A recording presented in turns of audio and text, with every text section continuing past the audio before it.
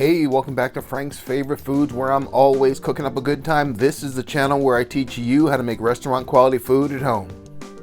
Can't decide between fried shrimp or crab cakes? Well, now you don't have to. I'm making stuffed fried shrimp. I'm going to show you how right now. Subscribe to the channel by hitting the red button and the notifications bell. That way you'll know every time I put out a new video. The stuffed fried shrimp isn't my concept. I'm pretty sure I remember having this at Sea King, a small chain of prepared foods and seafood markets popular in the 70s and 80s that specialized in everything Maryland style. I'm using some wild-caught white shrimp size 21-25. You'll need to devein and butterfly the shrimp. I'll leave a link in the description for the tool I'm using. I try and leave the tails on just for presentation purposes. If you take the tail off, it's no big deal. I'm pretty sure it'll taste the same. Next, using a sharp paring knife, very gently make a small incision down the back of the shrimp. You don't need to cut it all the way through. You're just going to open it up like a butterfly, like this. Next, we're going to prepare the crab meat. This is a ½ pound of lump blue crab meat. Don't waste your money on jumbo lumps. These small lumps are perfect for what we're doing. You probably won't find any shells in your crab meat, but double check just to be sure. It's really important that you squeeze the crab meat gently to remove all the excess moisture. To make the crab mix, start with 1½ cups of mayonnaise. Add 2 teaspoons of yellow mustard, 2 teaspoons of Worcestershire, 2 teaspoons of lemon juice, 1 tablespoon of Old Bay or a bit more if you are from Baltimore, hun. Add 1 whole egg and mix together. Now that we got the sauce made, we got to actually make the crab cake. This is a little bit of work, and maybe I see why they took it off the menu. This thing better be good.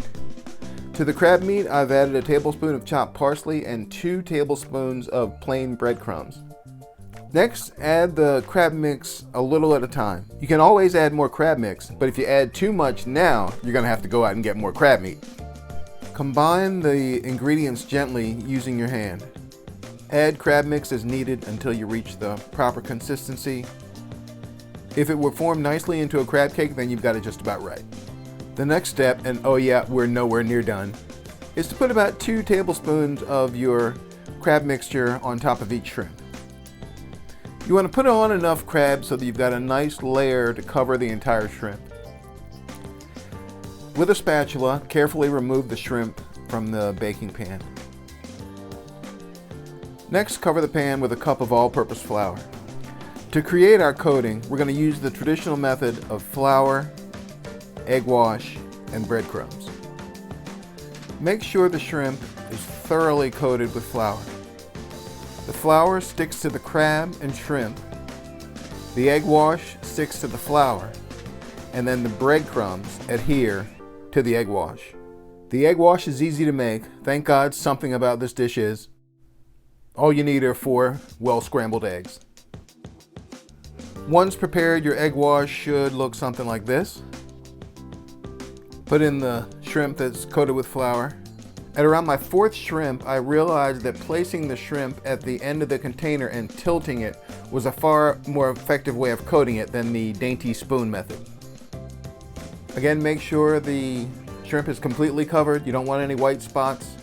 Then you're going to put it into the plain breadcrumbs and coat it with the breadcrumbs.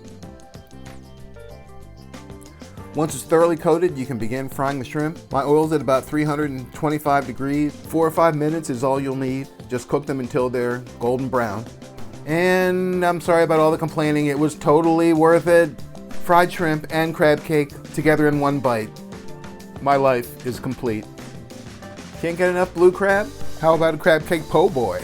If you're not a subscriber, you really should be. Hit the red button and the notifications bell. That way you'll know every time I put out a new video. Thank you so much for watching. Liking and sharing my videos really helps the channel to grow. I'll see you in the next video.